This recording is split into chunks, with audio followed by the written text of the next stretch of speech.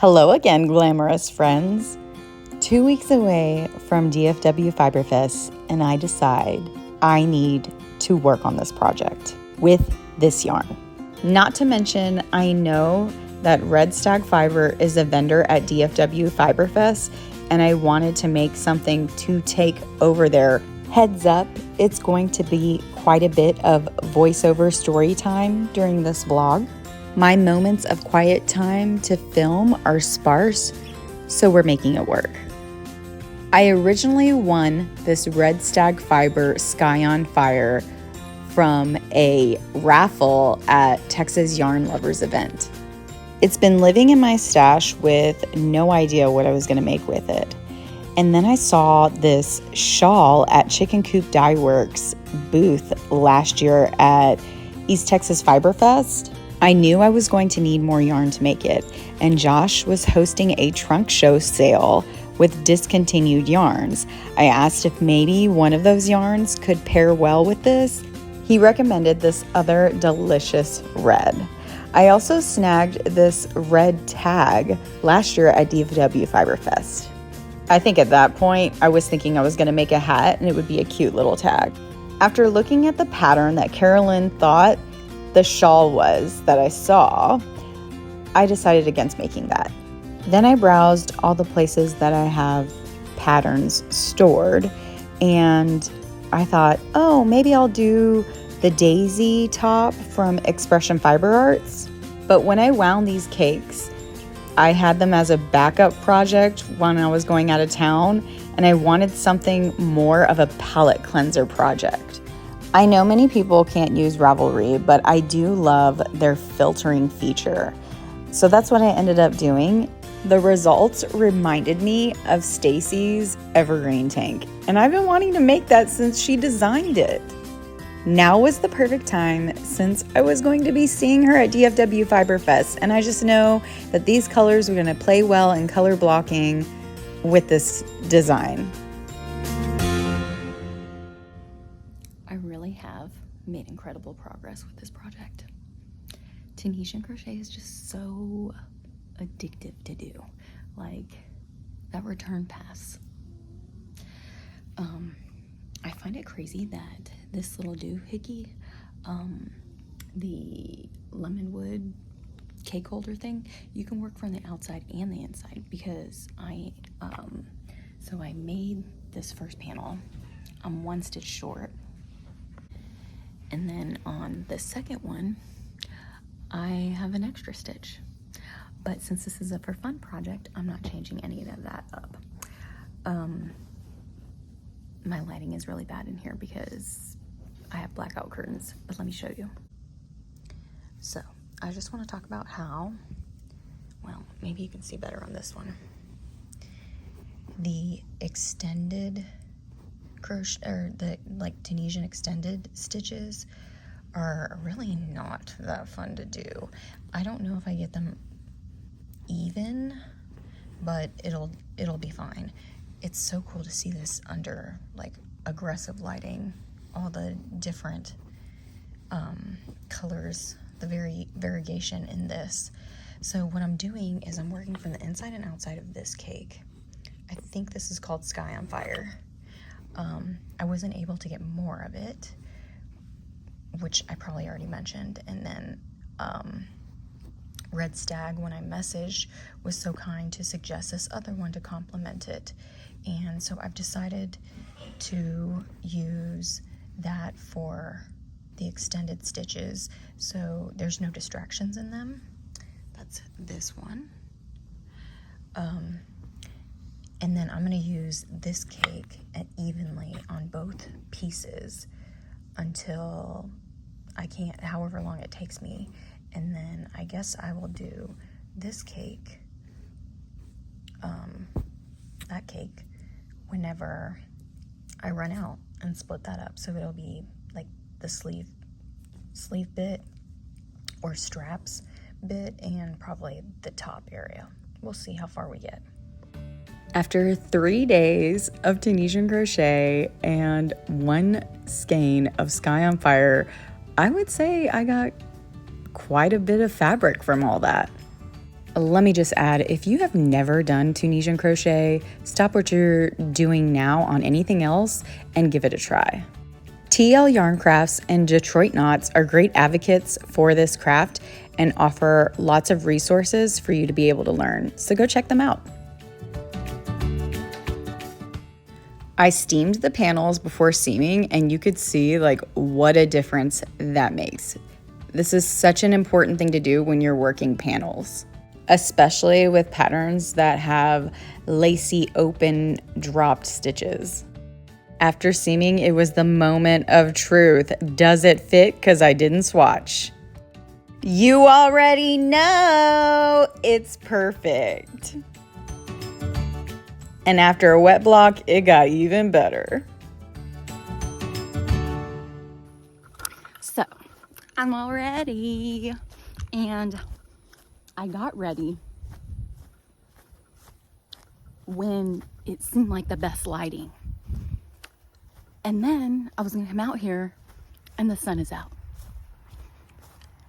And then I waited for a little bit and it was good lighting again. So I started coming out here again, and then I should have done it before that because I'm not sure if I'm gonna get it to where it's not gonna be fierce sun again. Because those other clouds look far away. Anyway,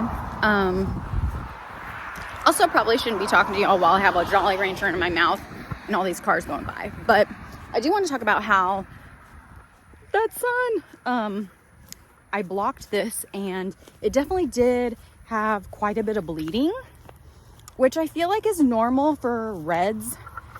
The reds always seem to be a lot. And then the wet, but I will say too, this shockingly dried so fast. Like, I also forgot it in the struck it for quite a while. And then maybe I should have that backdrop over there. I was just gonna do in the big old field because I'm totally into that vibe. I still have all the legs on the tripod going, and this tripod is like busted, so it doesn't necessarily go level, which is why we fell a second ago. So I keep hitting the legs, and it's kind of heavy to hold for my arm like this. You can see it in the background there. Yeah, that's the shadow. That's the bad thing about recording in the sun, because of the shadows. And you're trying to like orient yourself to get sun on you so you don't have backlight, but then also not have shadows in the background. And then you have to try to see about the backdrop too. Anyway, also these shoes, I'm basically in heels. They're like booty heels out here, but anyways, yeah, so I was really surprised at how quickly it dried. Whee! And oh, it's pretty out here. So I was thinking about, gosh, I can't keep straight. See that? Isn't that cute? These are the booties.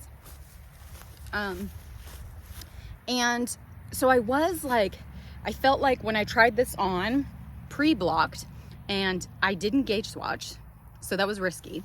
Pre-blocked, it was pretty snug up here, right? And I actually hung it to dry. So I was like, if my armholes dangle too much, like if they sag too much, then I would wear like a bandeau and wasn't too worried about it. I was gonna make it work because I'm not opposed to a muscle shirt. I also was gonna go more like rock star-ish with the look, and then I remember this hat. I love this hat, and it just evolved into this little kind of like cutesy romantic type of vibe, which I feel like also goes better with the big field out here, rather than like the rock star look doesn't necessarily go with the field. Yeah, so I have nowhere that I'm going. I literally, and I had lunch somewhere this afternoon, but like I think the cloud's starting to cover, so I might need to go ahead and take a picture. But yeah, I really didn't update y'all much about this. I'll be back. So we're right here. Look at that massive cloud. I don't have much longer to go. So I guess we'll take advantage. This project really proved to be the palette cleanser that I so needed. And I'm so looking forward to taking pictures with Reginald in Red Stag Fibers booth at DFW Fiberfest. I got all of it done in 4 days and only used 619 yards. And just so happened to be spot on with stitch gauge, but was off on row gauge. We are gonna call that a wrap. Because I don't think that there are any more clouds in the near future, and I got a few good pics. That's all I really needed, and a little bit of footage for like real content and to complete this vlog with y'all. So I'm super excited. I ended up saying this little surprise make on Instagram, which really shocked Stacy. We talk regularly, so I know that, I mean, we had recently gone through a period of time where we weren't talking that much, mostly because my husband was sick and we kept doing some travels and our schedules were kind of colliding, so it wasn't as frequent. So it made it a little bit easier to be able to keep the secret, but I was gonna end up telling her anyway so that she'll remember to bring hers so that we can take some twinning photos. And I thought she had like specks of green in hers, and I was thinking we would be Christmas together, but it's not. She has like mostly neutral colors with hers, but we still are gonna pair well together. And yeah, so I'm really excited to yet again, when I'm gonna meet up with Stacy, have like another one of her designs that we can like photograph together in. I guess it might just be our tradition. She's just gonna have to keep designing. I know that she's working on a new design currently that I have been harassing her about. So hopefully the next time I see her, which I don't know if there's gonna be enough time for me to make a copy to match her. Yeah, we might be breaking the cycle on that one. But maybe I can work on it while with her. That is still a cycle. Thank you for following me on this very quick journey, and hopefully I'll be able to share more about DFW Fiberfest later.